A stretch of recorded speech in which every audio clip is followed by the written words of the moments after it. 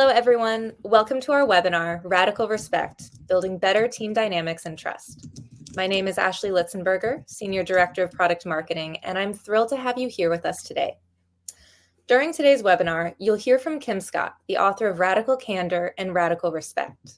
She was the CEO coach at Dropbox, Qualtrics, Twitter, and other tech companies. Kim has also learned some of the most valuable but painful management lessons as co-founder and CEO of two failed startups. And she shares what she's learned from the failures and the successes alike at the executive education company she co-founded and on the management podcast she co-hosts. In today's session, Kim will share actionable strategies to transform your feedback culture, ensuring it builds trust, drives performance, and fosters a more inclusive and psychologically safe environment. We hope you come away from this section feeling more confident in navigating those difficult conversations with compassion. Finally, we'll explore how HR can serve as an upstander rather than a silent bystander in the face of bias, prejudice, and bullying. Kim, if you haven't had a chance, please jump on. And it's great to have you here today with us. Hello. Thank you so much. Hey, it's great to be here. And I've been curious, one of the things we didn't get to talk about before this webinar was, you have done so many things in your career. You've been a coach, you've been a CEO, you've been an author, but where did you get your start? What was the very first job that you had? My very first job was, I was my father's bird dog. A bird dog is the person in my case, usually the dog that runs out in the field and retrieves the birds that have been shot. So that was my very first job. And I didn't love the dead birds, but I did love being with my father and grandfather. Mm-hmm. Something about being out in nature, especially at dawn, it's very peaceful. Yes. Yeah. Well, I will transfer over to you and let you kick things off. I know the folks are here and very excited to hear what you have to say. There's been so much energy in the chat coming through. Thank you so much. It's great to be here with all of you all. I've seen several people from my home state of Tennessee, which is awesome to see. Radical Respect is a book that I wrote shortly after Radical Candor came out.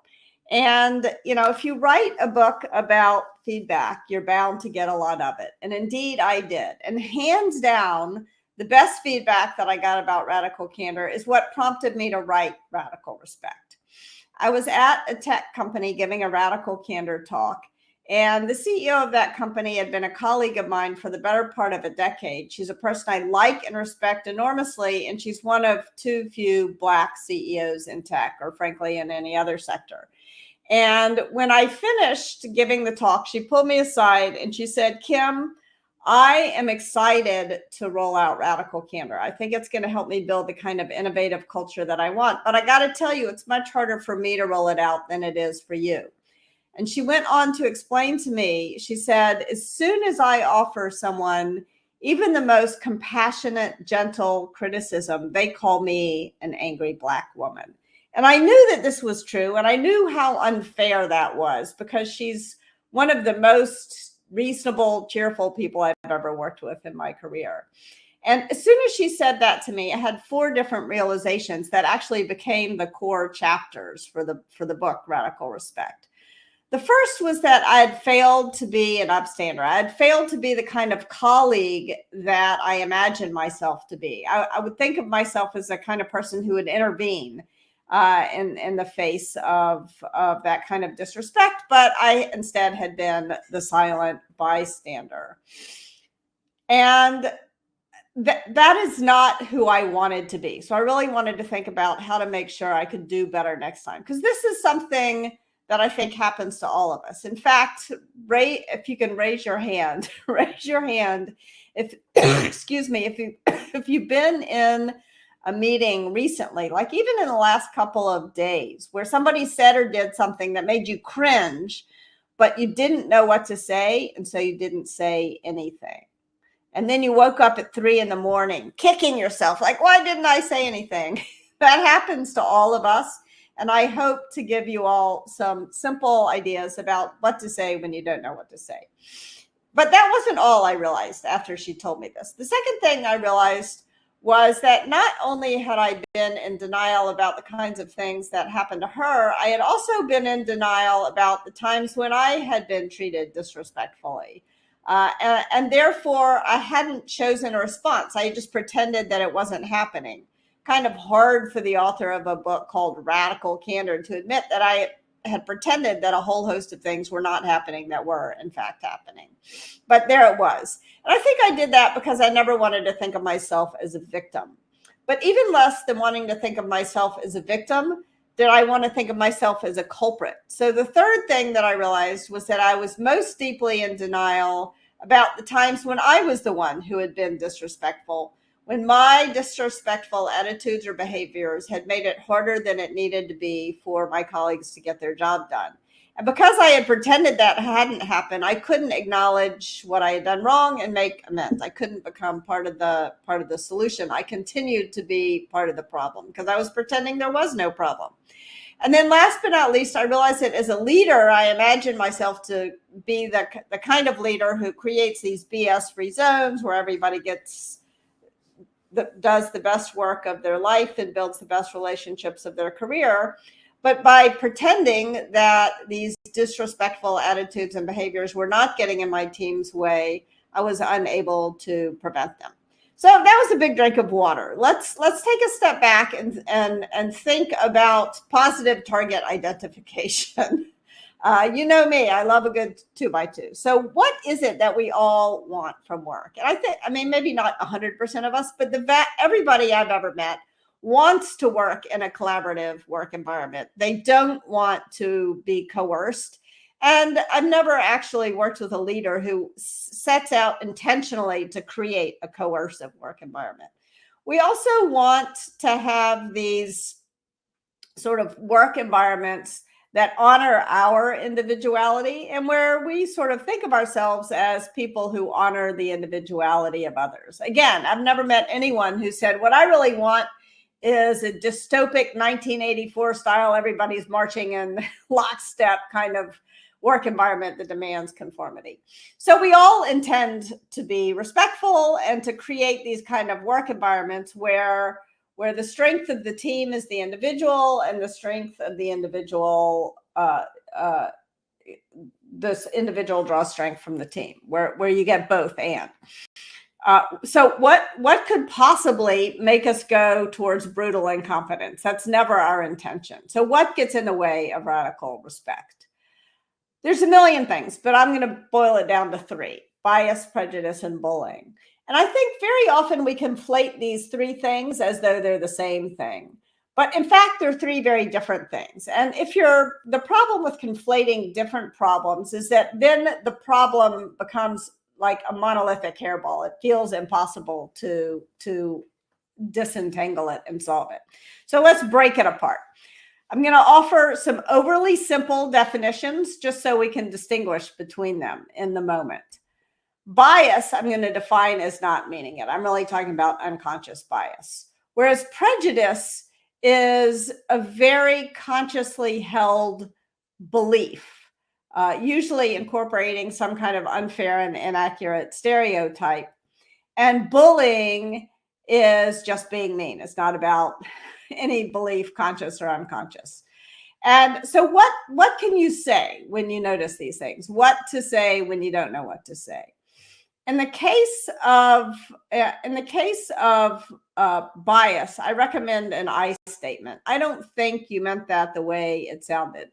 One of my favorite stories about this comes from a colleague, a guy I know who was going into a meeting with a big team, and his team was very small.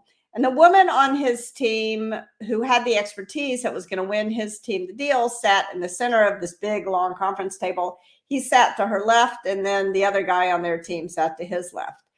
And then when the other side came in, the first person sat across from him, the next person sat across from the guy to his left, and everybody else filed on down the table, leaving her dangling by herself.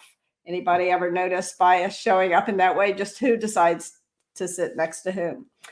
And she started talking, and when the other side had a question, they didn't they didn't direct them at her. They directed them at him or his colleague. Anybody ever notice bias show up in that way? Kind of awkward. It happened once. It happened twice. It happened a third time. And finally, he stood up and he said, I think we should switch seats. That was all he had to do to totally change the dynamic in the room. As soon as he said that and they switched seats, the other side realized what they were doing and they stopped doing it. They hadn't intended to exclude her or ignore her. And why did he do it? Why did he decide to be an upstander in that moment? First of all, there's a practical reason. He wanted to win the deal, and he knew that if he couldn't get them listening to her, they wouldn't win the deal. Second of all, he liked her, and it bothered him to see her get ignored. So there's sort of an emotional, almost an ethical reason to do it. Third of all, he had some compassion for the people who were doing this to her, because he knew he had made that cut. We all have our unconscious biases, and he knew it would be easier for them to hear it from him than from her. And fourthly, there was some sort of enlightened self-interest. He realized if he didn't do it, he would have one of those moments where he's waking up at 3 a.m, kicking himself, wondering why he didn't intervene. So that is such a simple story, and yet it's rare. It's rare that so we'll talk more about what we can do to make it easier to come up with those I statements in the moment, and more likely that upstanders will stand up. Now, what if it is prejudice? An I statement sort of holds up a mirror. And if the issue is prejudice, then that's not going to work, because the person's going to smile in that mirror. They're going to like what they see. They really do believe that thing. So in the case of prejudice, you want an it statement. An it statement draws a line between one person's freedom to believe whatever they want, but they cannot impose those beliefs on others. An example of this comes from my career. This happened shortly after I had returned to work after parental leave. I had twins. I had taken 5 months off, and this was my second day back in the office. And I was having all the feelings that one often has in such a moment. And I was chit-chatting with a guy before a meeting, and he said to me, "Oh, my wife doesn't work because it's better for the children." And for me at this moment, that was like a gut punch, because I was already having all these guilty feelings. But I didn't think he meant that quite the way it sounded. I sort of at first assumed it was unconscious bias. And I said, I tried to make a joke of it. I said, I decided to show up at work today because I thought it'd be a good idea to neglect my children. And I was expecting him to laugh and apologize and we would move on. But that's not what happened. He doubled down. He said, "Oh no, Kim, you really shouldn't have come back to work. It's really bad for your kids. I've got all this research. I'm going to send it to you." And so now I know it's not unconscious bias. It's a very consciously held prejudice. And so I decided I needed an it statement. I started out by appealing to a company policy. And I said, "Look, it is an HR violation for you to tell me I'm neglecting my kids by showing up at work today." And that had the desired impact. He kind of backed off. And that's, by the way, why these policies are important, because it gives you, it lets everybody know where that boundary is. But I knew that I needed to work with him, and I didn't think it would help. I needed to engage with him. I didn't want to over delegate to HR.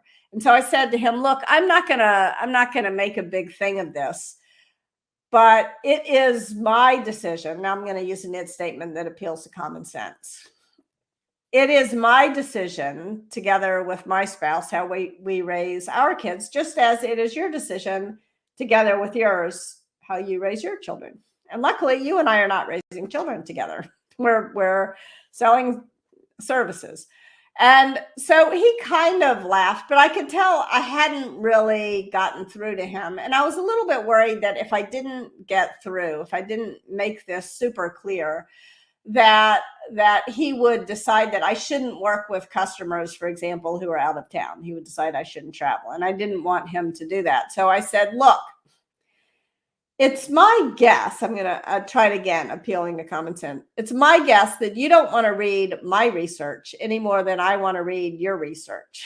And then he kind of laughed and we moved on. We didn't have to agree about this in order to work well together. So that, and it was important to me that I said something, because if I had said nothing, we would not have been able to work well together, because I would have been resentful. All right. Last but not least, bullying. By the way, if you can't think what to say, it's also okay if you're the person harmed to choose to say nothing, but make that an active choice. I'll talk more about that later. All right, last but not least, bullying. What's the best way to respond to bullying? An it statement is not going to work, because as soon as you show someone who is in bullying mode where a boundary is, you can be sure they're going to try to kick past it. And an I statement is also not, it can feel actually quite risky, because an I statement invites someone in to understand things from your perspective. And what you're trying to do with bullying is sort of push them away. So if it's bullying, I recommend a you statement or a you response. I learned this from my daughter when she was in 3rd grade. She was getting bullied on the playground. And I made a mistake that I think a lot of parents make. And I said to her, well, tell this kid I feel sad when you blah, blah, blah, blah, blah. She banged her fist on the table and she said, Mom, they are trying to make me feel sad. Why would I tell them they succeeded? I'm like, oh, that's a really good point. And so we talked about it. We realized a you response would be better. Sort of, you can't talk to me like that, or you can't do that, or even sort of just a you question, like, what's going on for you here? Why are you doing this? Or even if those, either one of those felt like they might escalate the situation, you could just use a you non sequitur, like, where'd you get that shirt? The point of the use of the you response is that you're not now addressing whatever it is they just dished out at you. You're in an active stance and you're asking them to respond to you. So you're not passively accepting, because what you don't want to do in the case of bullying is passively accept it. So those are, I'm not saying this is going to solve all of the world's problems, but this is the basic framework that has helped me when I'm in that moment and I'm cringing and I'm trying to figure out what to say in response to something. Quickly think, do I think it was bias? Do I think it was prejudice? Do I think it was bullying? And then say the word I, and something else will come out of my mouth. Or if it's prejudice, start with the word it, and then something else will come out of my mouth. If I think it's bullying, start with the word you, and something else will come out of my mouth. This is a momentum game. And you don't have to be 100% sure about whether it's bias, prejudice, or bullying. You can start, if you think it's bias, like in the case of the parental leave story, start with the word I, and you'll learn what it is. All right. So what I'd love to do is pause here and get some questions from you all. And then afterwards, I'll talk in more detail about what we can do as leaders, what we can do as upstanders, what we can do when we're the person who was disrespectful, and what we can do when we were on the receiving end of disrespect. But let's start with questions. All right. Hi, Kim. I am jumping in to help moderate some of the questions that we're getting in. There was an interesting one that happened somewhere in the chat that really talked about, this is more of like a practical question, but what metrics or tools can organizations use to measure progress in reducing unconscious bias and fostering a more inclusive environment? So it kind of gets into the like measurement and the application of some of these ideas that you're talking about. Yes, measuring is really important, because so often unconscious bias can, when a person has power, unconscious bias can become actually discrimination, unconscious discrimination, but it's still discrimination. So very often it shows up in who we decide to interview, who we decide to hire, who we decide to promote. And so it's really important to quantify your bias, to measure what matters at every stage of the employee life cycle. And this just means making sure that if you have an organization that is say 40% women, 60% men, at least 40% of the promotions you would expect would be women. And if they're not, you need to investigate why. You don't want to force the numbers, but you want to use the numbers to make sure that you're understanding what's going wrong. So I'll give you an example. There was a CEO who I coached, and he noticed this did not take an incredible quantitative endeavor. He noticed that he didn't have any women on his team. And he figured, to his credit, that the problem was probably the promotion process and not the women at the company. And so he invited me in to observe the promotion process. So he sort of hired me as the bias buster. And so we're sitting there, the team is talking. There's two people up for promotion, a man and a woman. And both of them are great leaders. They're very respected and actually loved by their teams. The woman's business was a little bit bigger. It was growing a little bit faster, and she had fewer people on her team. So it was a more profitable business. But sometimes that's a function of the business, not necessarily. So it was a reasonable thing to consider both of these leaders. So they're talking about both of them. And one person is saying that they think the man should be promoted and he's a great leader. Somebody else steps in and says they think the woman should be promoted because she's a real mother hen. I'm like, all right, back the train up. Like, who are you going to promote, the real leader or the real mother hen? And at first they were a little defensive. They're like, oh, we didn't mean it. It's like, don't make it. And I said, look, get serious. Words matter. So those are some like simple examples of make sure you're taking a look at who you're inviting in to interview. Make sure you're taking a look at who you are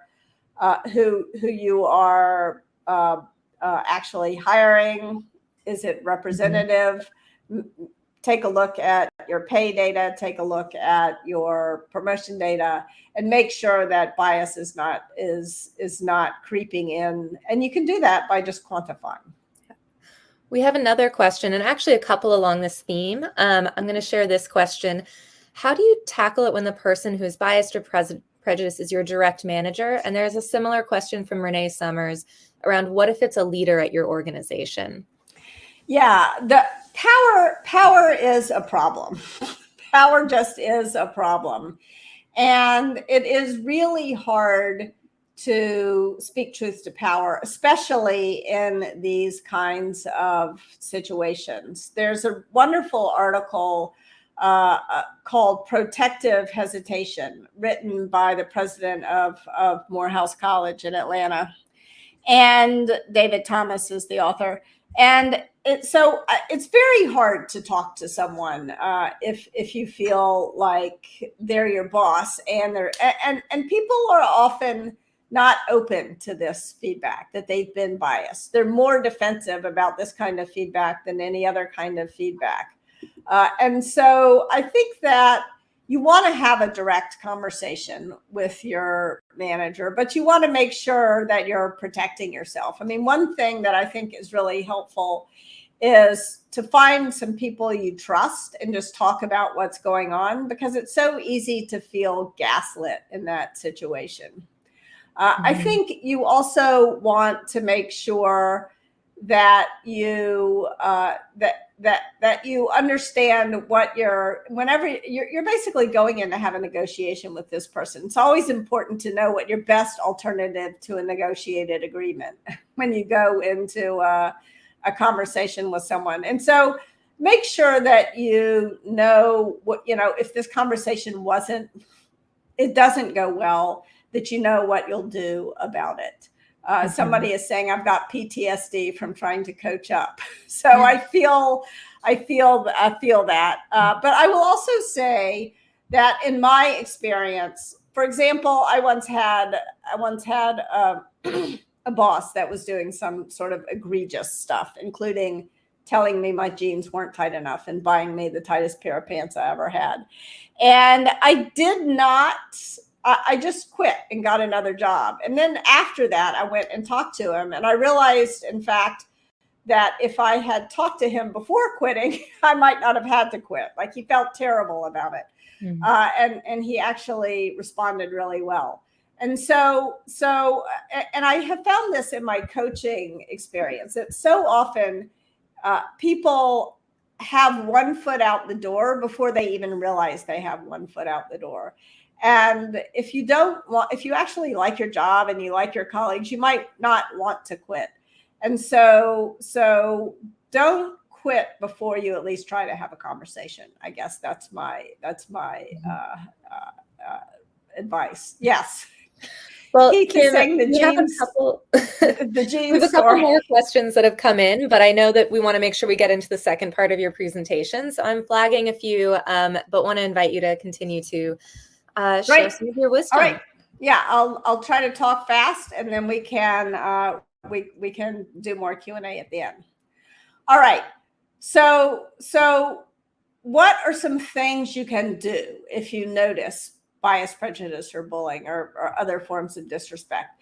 I think one important thing to say here is that we all have a role to play. Leaders have a really important role to play, and I'll start with what leaders can do. But leaders cannot solve these problems alone. We all have an important role to play. So what can leaders do about disrespectful attitudes and behaviors? I think that when it comes to bias, it's really excuse me, it's really important that leaders figure out how to disrupt bias in the moment. Because we as human beings, we are pattern makers, and that is part of what creates bias, is a bad pattern. So if we don't disrupt a bad pattern, then we will get more of it, and we want to reinforce the good pattern. So it's not public criticism to disrupt bias in the moment. And I'll talk in a second about how to do more of that. And when it comes to prejudice, I say that an it statement sort of draws a line between one person's freedom to believe whatever they want, but they can't impose their belief on others. But where that line is going to vary. I can't give you a perfect description of where it always ought to be. It's going to vary team to team. And so what I recommend is that you create a space for conversation so that people understand what the law is, they understand what the company policies are, and they have kind of a common sense understanding of where that line is. And last but not least, in the face of bullying, it's essential that leaders create consequences for bullying. All right, so let's say a little bit more about bias disruptors. I think there are three things you can do as a leader to teach your team to disrupt bias. One thing is to come up with a shared vocabulary. I like to wave a purple flag. So if I say or do something biased, or if I notice bias, I'll wave a purple flag. It's a friendly purple flag. It's not a yellow flag. It's not a red flag. But other teams I've worked with have thought that they don't like the purple flag. Some teams will use an I statement. I don't think you meant that the way it sounded. One team I worked with would throw up a peace sign. Another team had kind of a cat theme going on. They would meow at each other. Whatever it is, talk to your team and figure out what's the word or phrase that they can agree to use so that everyone understands, all right, that was bias. We're just flagging it. Now, the next thing you need to do as a leader is to help teach your team to respond well when their bias has been disrupted. Because I don't know about you all, but for me, when someone tells me that I've said or done something that's biased, I feel deeply ashamed. And like all people, when I am in shame brain, my executive function shuts down And I have this sort of instinctive lizard brain response, and that is rarely my best response. So help people learn to say when someone points out to them that they've said or done something biased, which we are all bound to do. Help people learn, rather than to deny it, to say, thank you for pointing it out. Either I get it and I'm working on not doing it. And it may take a while. Often these biased patterns of speech are deeply ingrained patterns of speech, and it takes a long time to change those deeply ingrained patterns. So either say, I get it, or I don't get it. Now, this is really hard.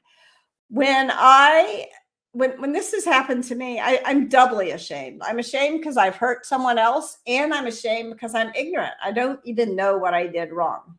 And yet this is going to happen to all of us. So let's take shame out of the game and just normalize the fact that we all have biases, and a lot of them, when they're pointed out, we don't even know what's wrong. And so we need to learn. We need to be open to learning together.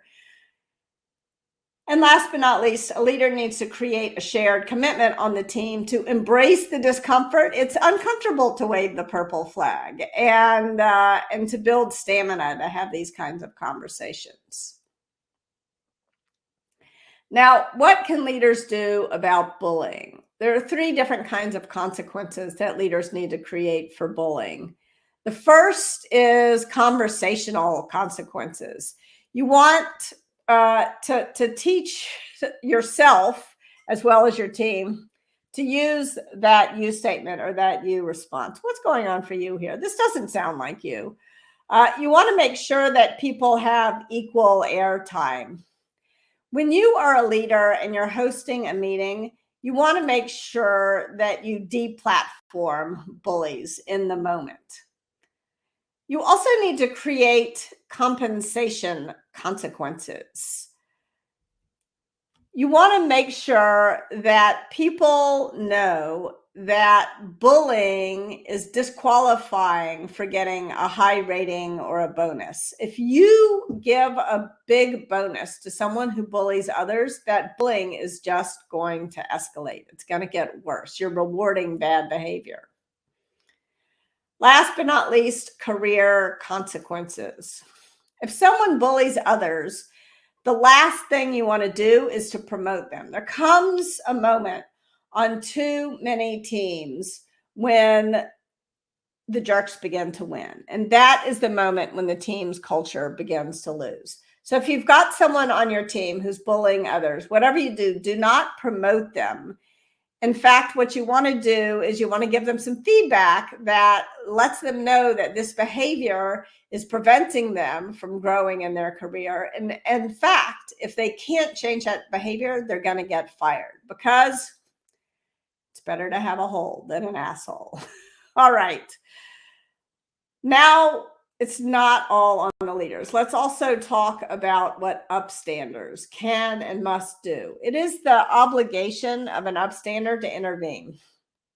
You don't want to be a silent bystander who ignores. So what can upstanders, how can they intervene?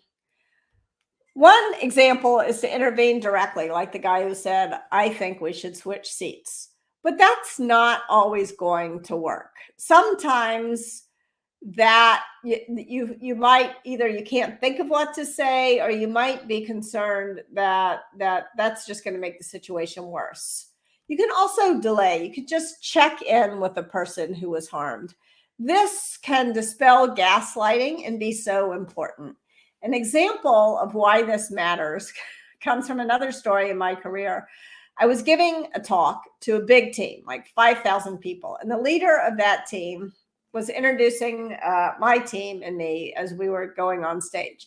He introduced my first colleague, shook his hand, introduced my second colleague, shook his hand, introduced me. I stuck my hand out for him to shake it, and he grabbed it and he kissed it, kind of leaving spit on the back of my hand. So that was gross. So it was not the end of the world, but it was a little gross, not what I was hoping. And then the thing, though, that was even worse than what he did was the fact that not one, of those 5,000 people came up to me afterwards and said, that was kind of weird. Do you want some hand sanitizer? Or any acknowledgement of what happened.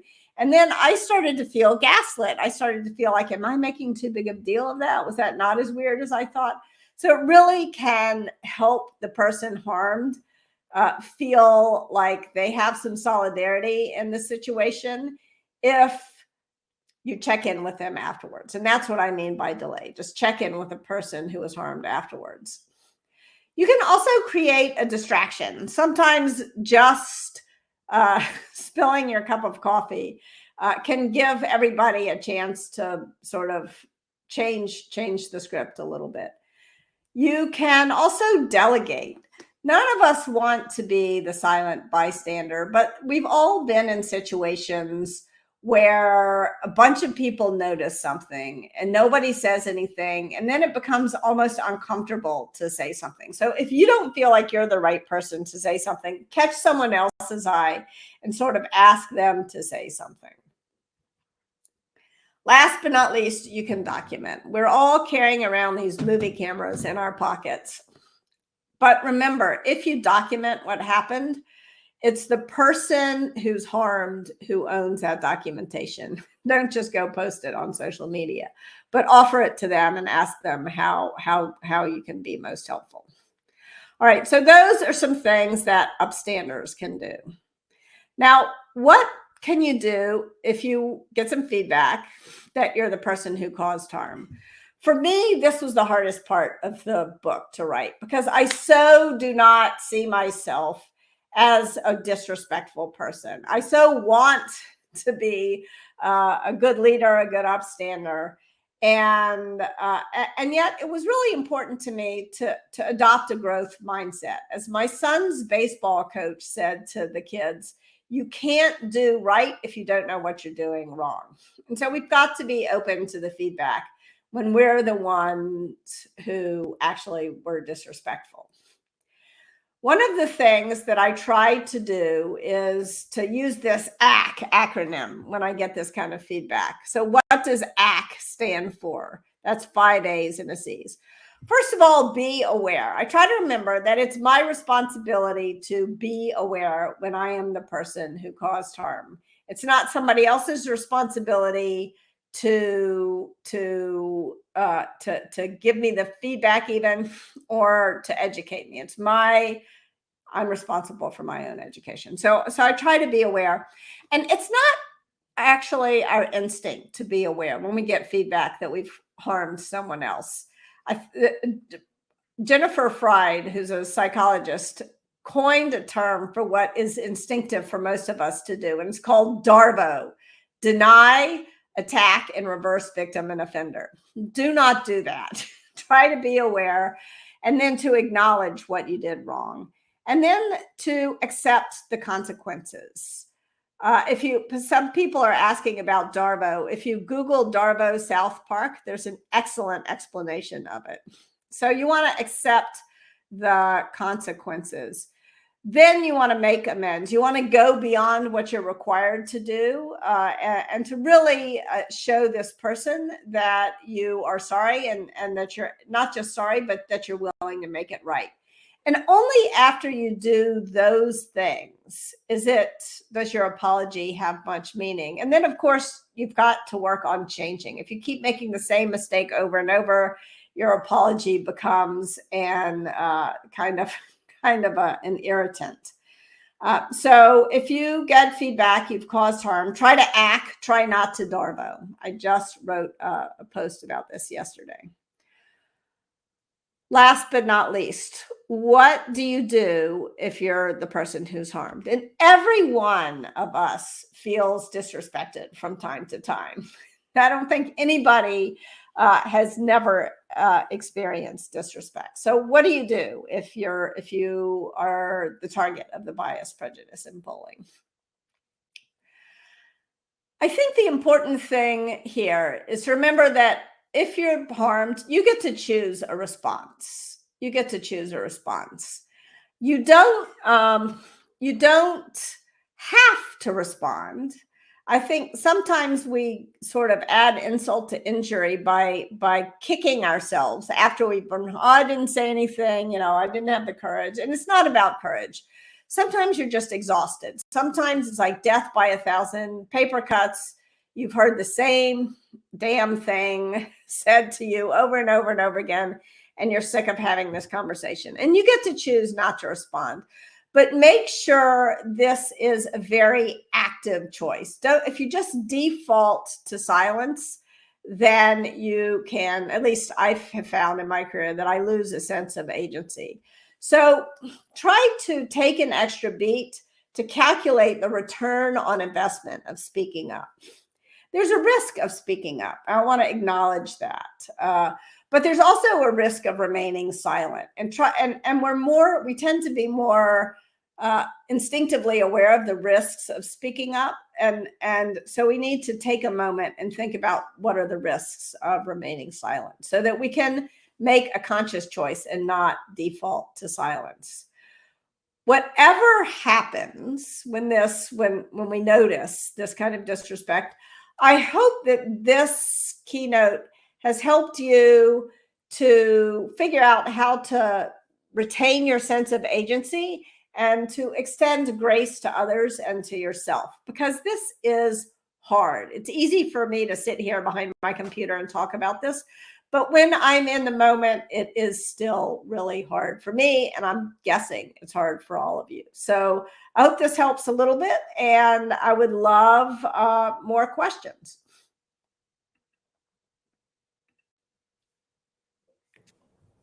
Hi, Kim. We do have a couple of questions. Let me pull up the last one from before our last break. This is a bit of a long one. To implement the concept of radical candor and respect, it may be challenging in any organization, but especially a matrixed organization. What are your suggestions to assist with that change when adopting the new concept into, a complex, matrixed, siloed organization? Yeah, I think that it is, and I mean, this is true in all cases, but I think it's especially true in a siloed situation. It's the right place to start is always by soliciting feedback, by asking people, what you could do or stop doing. And don't ask my question, figure out your own words, but what could you do or stop doing that would make it easier to work with you? And when we start by soliciting feedback, and we solicit feedback routinely, and then we reward the candor when we get it, that can help us not only learn what we're doing wrong, but it can also break through this problem of protective hesitation, where we often are silent in the face of bias, prejudice, and bullying because we don't know what to say and because it feels so risky to touch it. But the silence is also very risky. So I think that soliciting feedback can help us end the default to silence. Amazing. We have a couple of questions around the same theme of bullying. So I'm going to pull one of them up. And it's really along what impact can you have if you have already promoted a bully, or if that bully happens to be an executive leader's favorite? What are some actions you can take in those situations? So if you've already promoted a bully, you can still give this person feedback that behavior is going to prevent them from achieving the results that they want to achieve. And that, in fact, if they continue to behave that way, they could be fired. They're going to go on a PIP.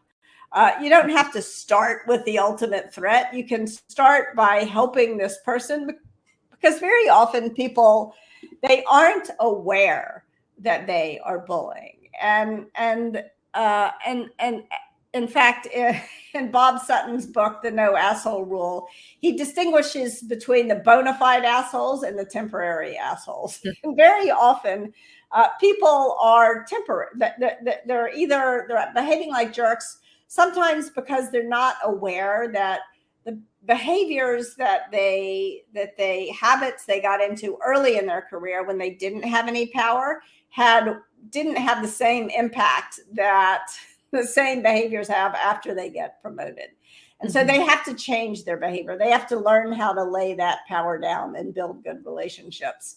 I think also sometimes people get accused of bullying because they're neurodiverse, and that's not fair either. So you want to not like hang. It's so tempting, and I probably in the book did this too much. It's tempting to give people a label, but try to break it down into behaviors. What is this person doing, and how can they behave differently so that they can change those behaviors? It is really tempting to put that label on people. And so try to think of it as a behavior, not a label. Yeah, what you just said really reminds me of nonviolent communication and the point you made earlier about once you're in that place of shame, your executive functioning just isn't working. It's very hard to be open to listening. And so the concept of being able to say, here's the actions that you took, here's how it made me feel, then you create more of a conversation to change behaviors, not reflecting a judgment on the person themselves. Yes, one thing that can really help is context, observation, result, explore a next step. So in the meeting, when you talked 75% of the time in a meeting with 10 people, you shut down a lot of people. And the impact of that is that your team will not perform as well. There's tons of research that shows that is true, that the teams where everybody participates roughly equally perform better. And explore next step. Like, what are you going to do to learn how to give the quiet ones a voice, for example? It is really important, especially when you're the boss of someone who you notice is bullying others, not to then bully that person. I tell a story in the book of a time when I made that mistake. There was someone we were working on a project, and it was late on a Friday night. I was probably already grouchy that I was in the office late on a Friday night.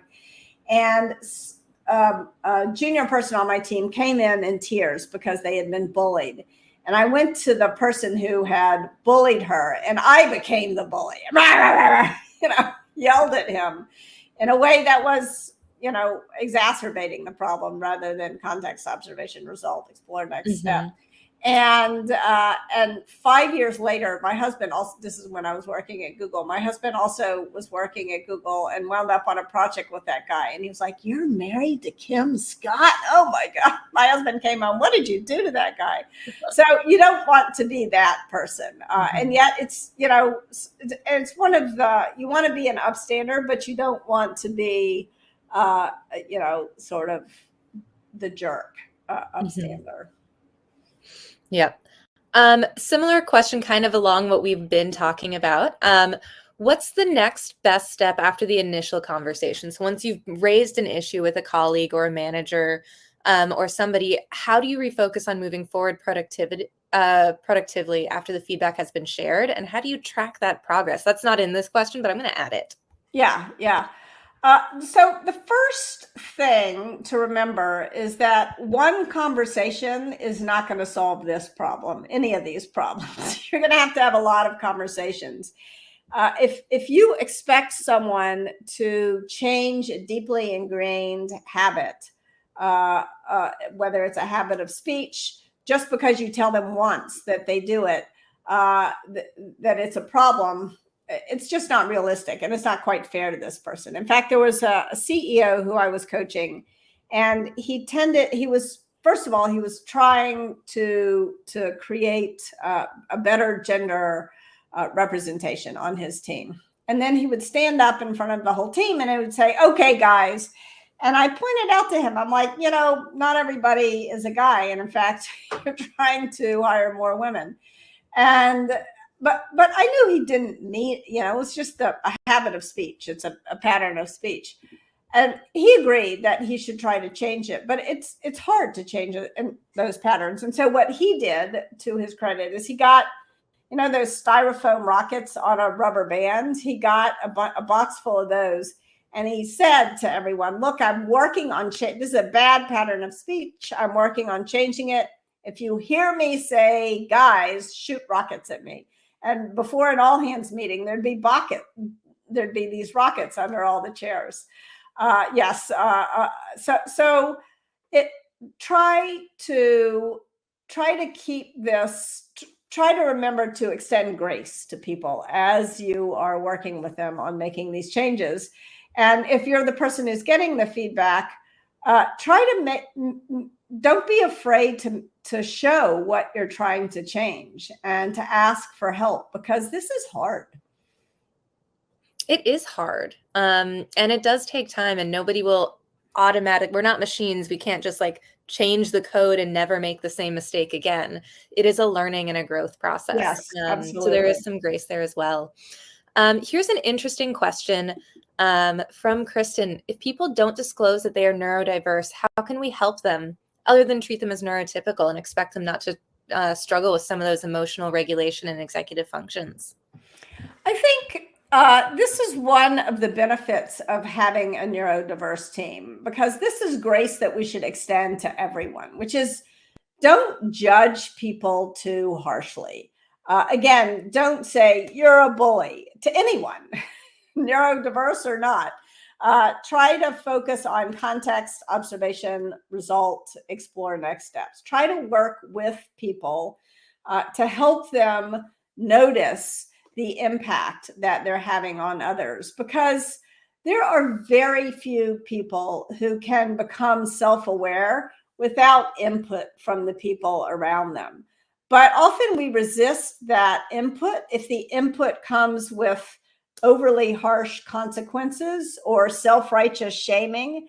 And so the more we can remember that we need to show up as our authentic selves, but showing up as your most authentic self doesn't mean ignoring the impact that you're having on others, no matter who you are.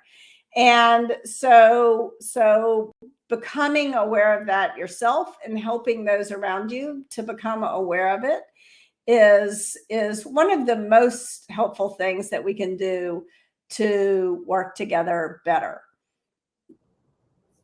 Absolutely. And, you know, as someone who is neurodiverse myself, there are moments where I step in and I'm like, I feel like I've spoken a lot in meetings. I'm going to take a moment in these next team meetings and be quieter. And I also really rely on my colleagues to reach out and say, hey, this really affected me, or hey, I needed this. Learning how to actively listen and providing trainings to your teams around how to be an active listener. And what are the steps to take when you're receiving critical feedback, either in a professional, in terms of specific skills, or in terms of social skills or soft skills. Like learning how to receive that feedback and process it is really important. And so that is, I think, something that you can learn in school, but it's also something that, you know, companies can provide in terms of the training they give to their employees, especially if that's part of the culture that you're really trying to emphasize and build up. Absolutely. Actually, I just recorded a podcast with the author of the Neurodiversity Edge. And so if you want to check that out on the Radical Respect podcast, the book is really fantastic. Mm-hmm. Okay, let's see. We've got a ton of questions coming in. We have about 3 minutes left. I think let's just take a moment and say thank you to Kim for joining us today, for answering all of these questions. If you'd like to learn more from her, please check out her podcast. What was the title again? Radical Respect. Radical Respect. Same as no-brainer. Actually, you can also listen to the Radical Candor podcast. We dropped the Radical Respect episodes in there. Thank you all so much. And please reach out and tell us, how this presentation could have been better. I really do value, maybe you'll prompt me to write my next book. So tell me what was bad and what I should write next. Thank you all so much. Really enjoyed the conversation. And thank you to BetterWorks for making it happen. Thank you, Kim.